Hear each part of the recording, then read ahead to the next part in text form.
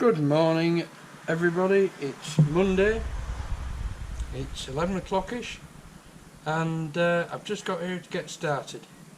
First thing I've done is just pop some paint on the repair I did here on this on the wire feed mechanism, on the piece I made for it. So whilst that's going off, I've got a little job here on these bearings, which arrived on Friday and were waiting for me Friday when I got home.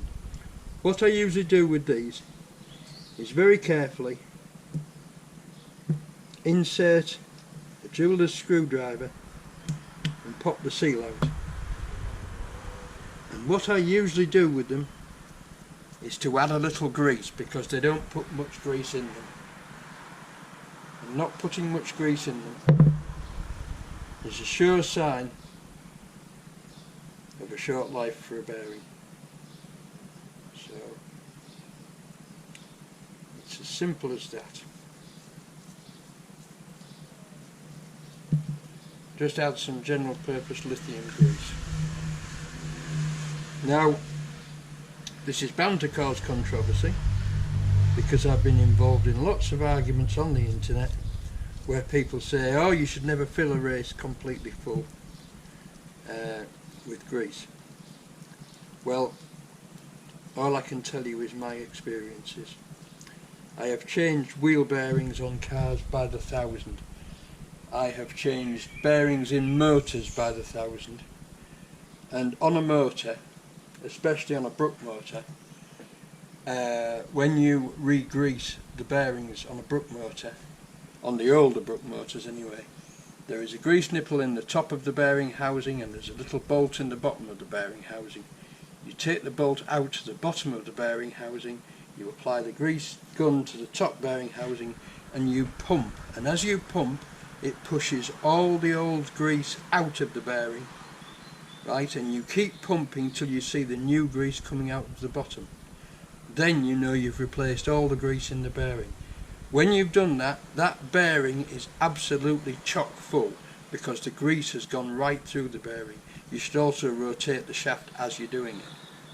Right? Now that was the instructions that we used to follow on doing what was called planned preventative maintenance on motors. Right? And it worked. It worked.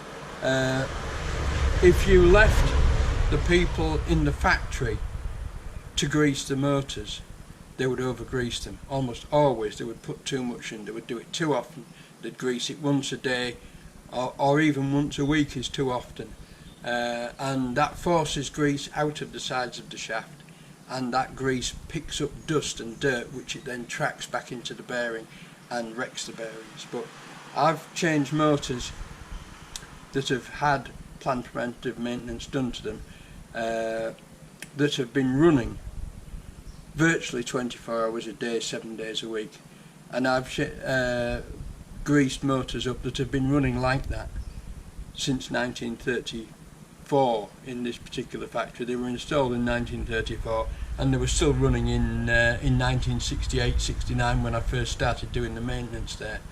I mean the factory's long gone now, but those bearings had had a huge life, and as far as I know they'd always had all the grease changed in every bearing at least 4 times a year.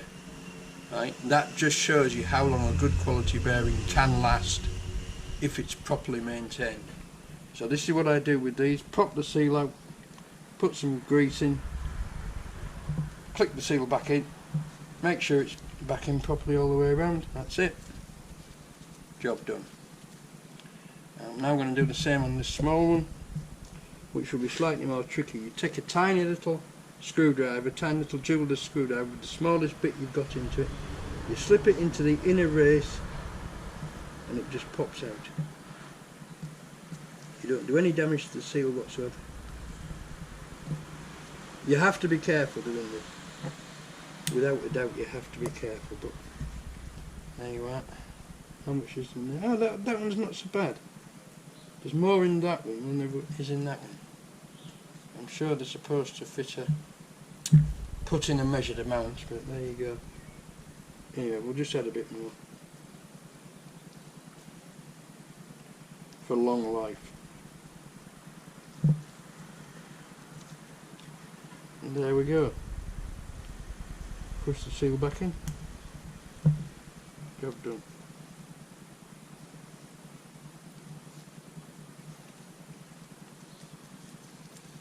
There we go.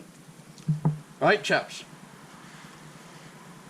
And of course it's essential when you're putting grease in bearings that you use clean gloves or very clean hands, because you don't want to track any grit into a bearing whatsoever. Right, chaps, I'll bring you back later. Bye for now. Right folks, here we are on the lathe. I'm just going to deepen this this nozzle so that it takes the guide tube further towards the feed roller. Simple, just a bit of drilling, that's all. 3/4 of an inch is exactly what I want of. I'm going to do it very gently because it's brass. Brass tends to grab.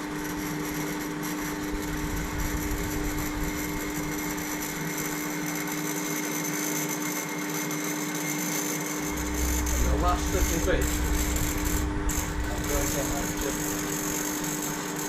very carefully drill a bit at a time until I get the right amount to stick out from the end of the nozzle. There we go. Right, that's our 3/4 of an inch.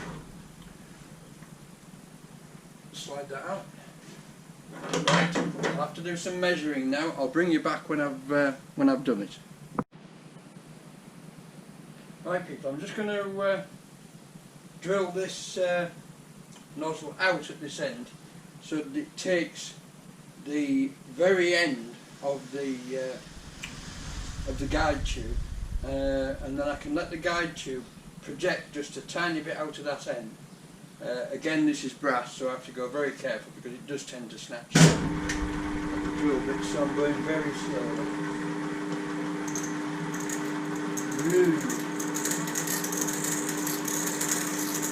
Not square.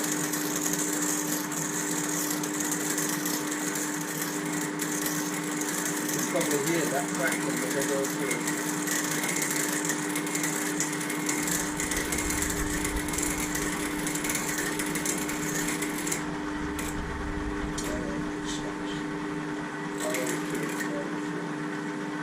No, it's grabbed it. It's grabbed it.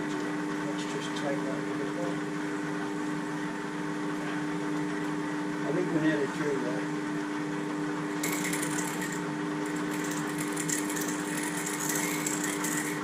Yes, we're through. It was just snatching as it broke through the other end. Right. There we are. Another little bit done, and another measure coming up. Back in a mo. Right folks, what I've got here is a drill bit and a tap wrench, and I'm going to carefully deepen this hole now until I can get just enough depth into there so that that now softened corner, I mean this had a fairly sharp bevel on it, but I've softened that bevel quite a bit, right, and I want to get that just projecting beyond the end of the nozzle. So I'll work away at this and I'll bring you back when I've done it, and I'll show you it assembled on the machine.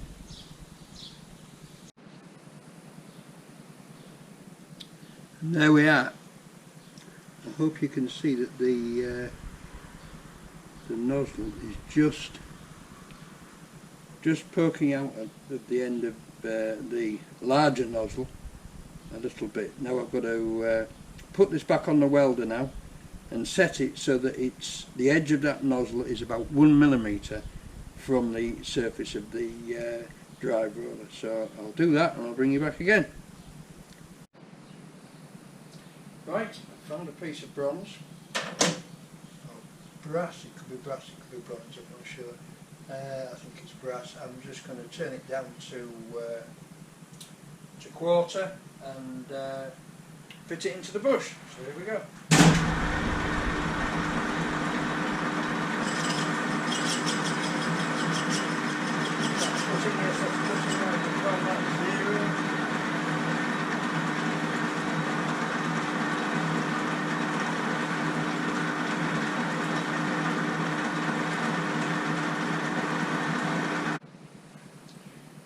Right people, it's 4:30 Monday. I've made the brass piece and I fitted it in there.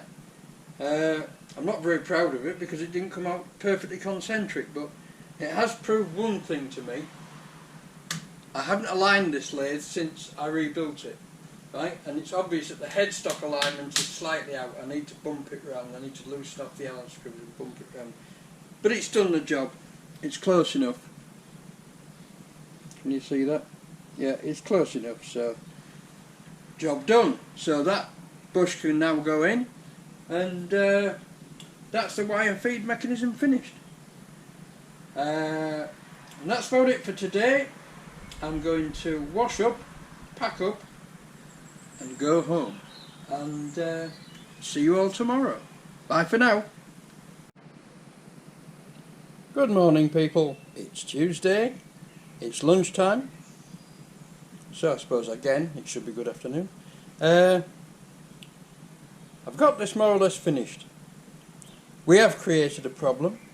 When you close the lid, this touches, and even if I cut the thread right off, that still touches. But I noticed that the previous repair must have touched as well, because this piece of wood has been added to the lid just to hold it open a bit. So I'm going to have to make some alterations to the lid to lift it, but that's by the by. I'm just about ready to assemble it, wire it up and test it. I've got a coil of wire on. I've got my gas bottle in there, so I can just stick a gas bottle on it. And I'm about ready to go, I think. This morning I've finally got the new thermostat for the fridge and I've fitted it. Now I'm sure you didn't want to see me fitting the thermostat to the fridge because you spend most of your time with the head in the fridge and you can't film it anyway. If you want to see how to fit a fridge thermostat, go to one of the domestic appliance sites. It's very boring. But the other interesting thing I have done this morning, when I turned that bush yesterday, I wasn't happy with the result at all. It didn't drill right through the centre. Now I was asking a lot, because to peck drill through about 3 inches of brass at 4mm, you have to be very careful in order to stay concentric. And you also remember that I've never set this lathe up since I put that headstock back on the bed.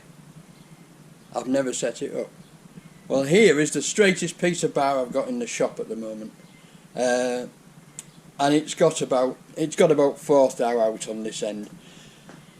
But you can see that the headstock in this distance, which is about a foot, the headstock is about 4th thou out of alignment, and it should be a lot better than that. So I'm going to get a test bar.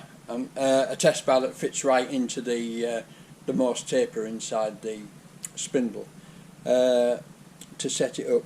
The strange thing is, and I'm not reading anything into this as yet because I'm still going to take the spindle out and inspect the bearings, but the strange thing is I also set the DTI up on top of the chuck and I couldn't get any movement lifting this end of the bar.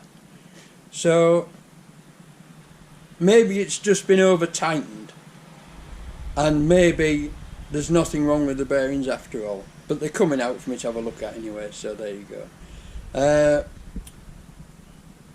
I also want to set the tailstock, because I've never really set the tailstock, and I'm pretty sure the tailstock is a few thou out as well, so that one's doing. But basically this lathe needs to go in. Now it's all reassembled and working properly again, it needs to go in through. There's various little jobs I want to do on it. Another job it needs doing is here. There is play on there. There's up and down play on the. I'll just check that to the other end. Right, I switched that off inadvertently there. What I was saying is that this here, there's play on that. You can probably hear it more than you can see it, but it needs rebushing, but that's a simple job. So that's going to get looked at as well. But other than that,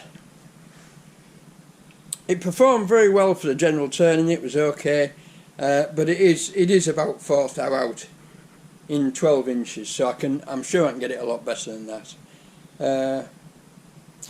So what I'm going to do now is crack on and get the welder wired up, get the wire in, and then give it a test, see if it welds properly. I'll bring you back when I'm ready to test it. So people, does she weld?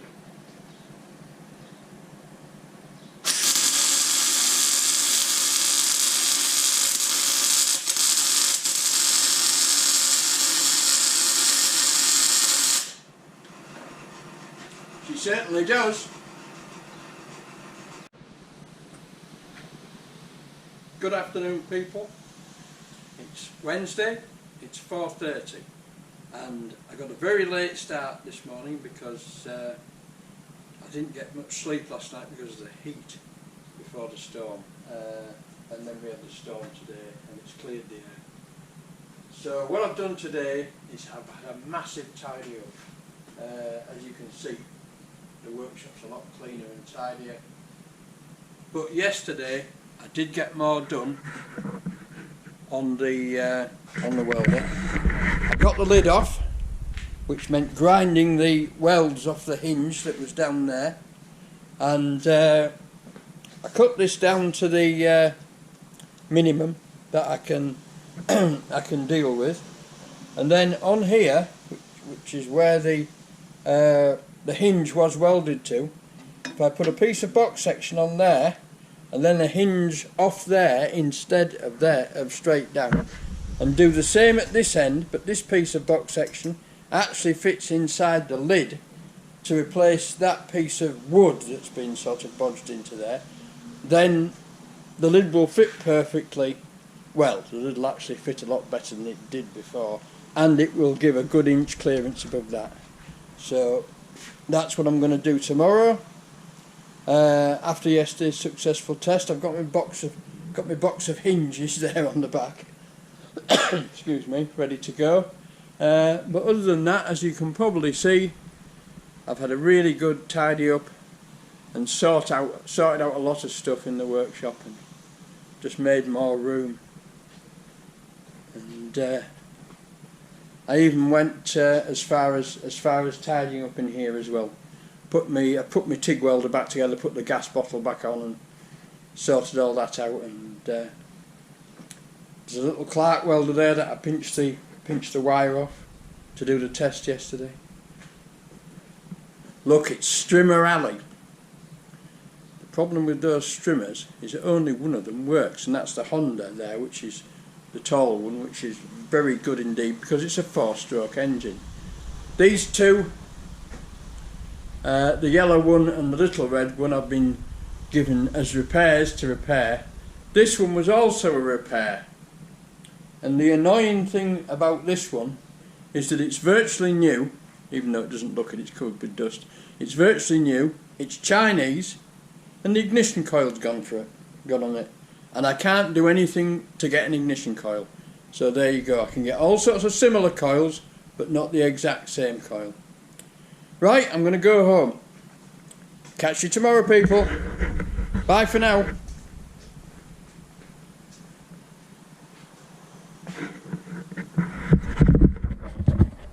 Here I am again. Catch you tomorrow. Good afternoon people. It's Thursday afternoon and I've just given this lid a clean off. I've made this piece of box section with a piece of strip welded to it here so that I can just weld the lid to here and also weld it on the inside. This piece of box section is hinged to the back of the case instead of having a hinge, a very bad hinge along there, so that's all neatened up now. And along the front I've also put the piece of box section under there, which you probably can't see because it's too dark, and I've just marked 2 fixing holes there, put 2 long nuts and bolts through.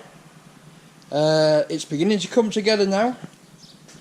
I've got that metal strap off from around it, which is going to go back on when it's finished, but I've got some casters ordered and I'm taking these bloody awful wheels off it. I'm going to set it much lower down with proper casters on it, because it does actually tip over on these wheels. They're far too high. So I'll bring you back when there's something more interesting to show you. Bye for now. Hello all you people out there in YouTube Funland. It's close of play Thursday. I've got all the repairs done, and the lid works beautifully and clears that by about ½ an inch actually, so that's good. It also fits and hinges a lot better than it did. I've cleaned these two sides down. I've repaired that side. Why anybody would cut 2 inches off the bottom of that sheet, I don't know. But I've put 2 inches back on it, so there you go. So we're getting towards ready for paint. I need to clean the inside, get all the dust and crap out the inside, and get some paint in there first. And then I shall paint the inside of the side panels, fit them, and then paint the whole thing. But I won't be doing any of that because I need to fit turn it over and fit the casters. What I'll probably do is turn it over onto the hydraulic platform and fit the casters, take those horrible wheels off, fit some proper casters, clean it up underneath, stick some paint on there, and then turn it back over and finish the paintwork. And that's about it. I need to I'll maybe just put a little strip down there so that when it closes it overlaps, just to keep dust out. I mean, I was going to put just a rubber edge on there, but I'll see.